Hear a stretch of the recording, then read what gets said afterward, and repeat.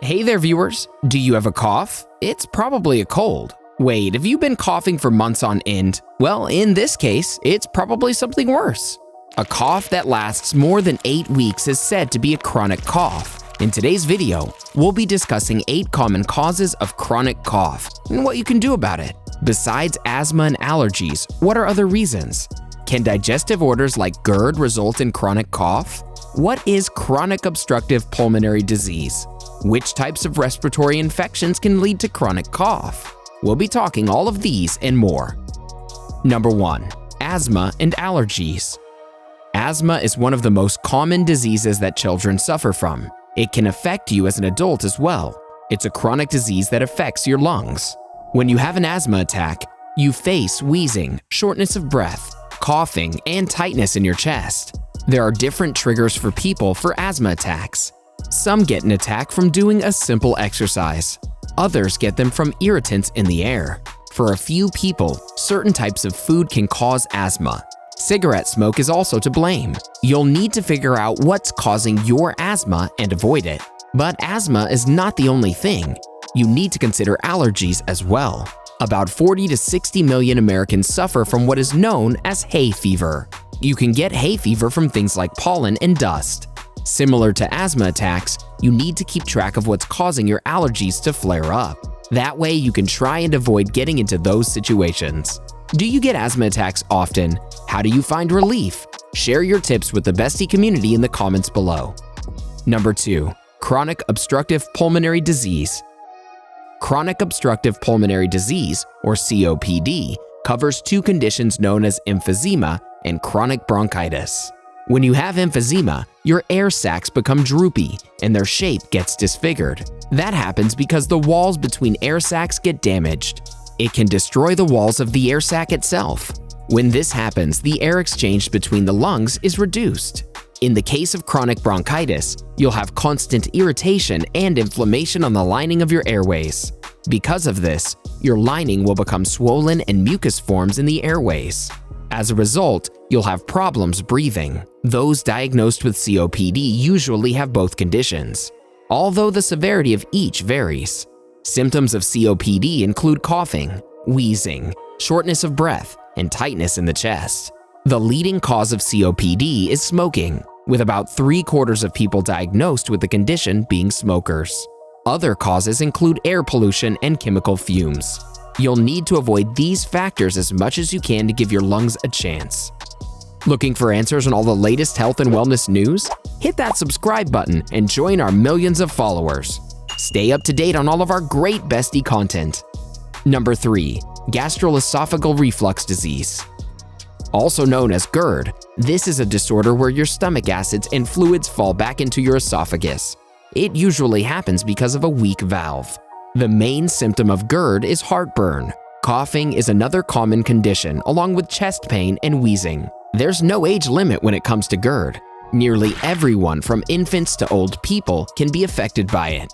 People who already have asthma are at a bigger risk of being diagnosed with GERD. This is because their esophageal sphincter gets weaker from the asthma attacks. If you want to get some relief from the effects of GERD, try making some changes to your lifestyle. For example, you need to raise the head of your bed by about 6 inches to avoid fluids from falling back.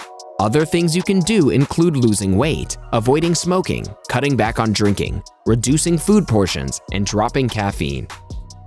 Number 4. Respiratory tract infection.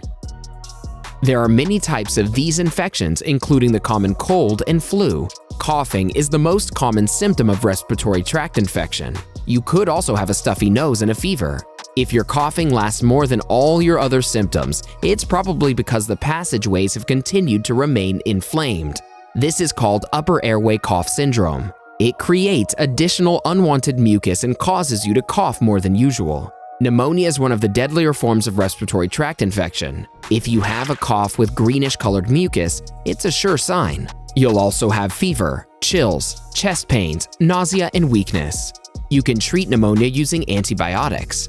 These antibiotics can clear the condition in a couple of weeks at most. You will, however, see coughing remain for a longer period. Before we move ahead, here's another video you might like. Watch and learn more about the 7 symptoms of dangerous diseases ignored by women. Now back to our discussion on the causes of chronic cough. Number 5. Air pollution. We keep hearing about air pollution being bad for our health, but how bad can it be? Can it give you chronic cough? Most likely. Air pollutants and other irritants are some of the reasons why you're constantly coughing. Even if you breathe in exhaust fumes for a short period, it can irritate your lungs. This results in coughing. Such fumes also increase the effects of any allergies or asthma conditions. Another cause behind your cough can be mold spores in your house. These spores can make you wheeze so much, it'll keep you up at night. Number 6. ACE inhibitors. If you have high blood pressure, it's normal to be given ACE inhibitors to treat it. This stands for angiotensin-converting enzyme. This is the same for any issue with heart failure. But the side effects of these inhibitors is that they cause continuous dry cough. The reason behind the side effect is an increased presence of bradykinin. Bradykinin is a substance that breaks down in the body and accumulates in the respiratory tract. A higher concentration of this substance will lead to more irritation and coughing. This doesn't mean stop taking your ACE inhibitors without your doctor's advice. They are important medications for blood pressure, which is a much more serious condition than coughing. The solution could be a switch to angiotensin II receptor blockers, or ARBs. These do not prevent the breakdown of kinins and have a smaller chance of giving you a cough. You should talk to your doctor about the options you have with your medication. Number 7. Pertussis. Also known as whooping cough, pertussis is a condition caused by a very specific bacteria. As you could have guessed it, this bacteria is highly contagious.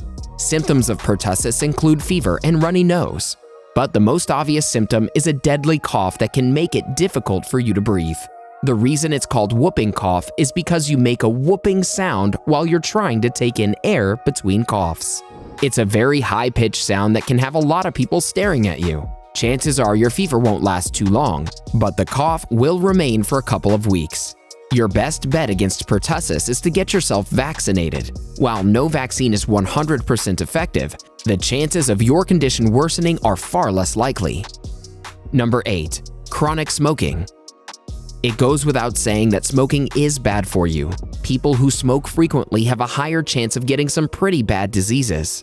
Coughing is one of the ways your body tries to remove the toxins you breathe in through smoking. This is usually known as smoker's cough. Usually, this cough is dry, but don't be surprised if you get some phlegm. A study among military personnel showed about 40% of daily smokers developed cough and phlegm.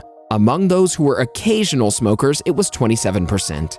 Obviously, the easiest way to get rid of this chronic smoking is quitting tobacco entirely. While it is possible, going cold turkey isn't easy. So you can try various techniques to slowly bring down your smoking frequency before you completely give it up. There's no denying that coughing is a sign that not everything is well in your lungs. So can you do something about it? Definitely. How about eating certain foods? You can also do things to get rid of mucus and phlegm in your chest and throat. Let's take a look at a few more videos, shall we? Watch 19 foods that improve unhealthy lungs and help you breathe easily. You can also try how to get rid of mucus and phlegm in your chest and throat. Go ahead, click one, or better yet, watch both and learn more about how to get your lungs healthier. Do you struggle with coughing? Let us know in the comments below.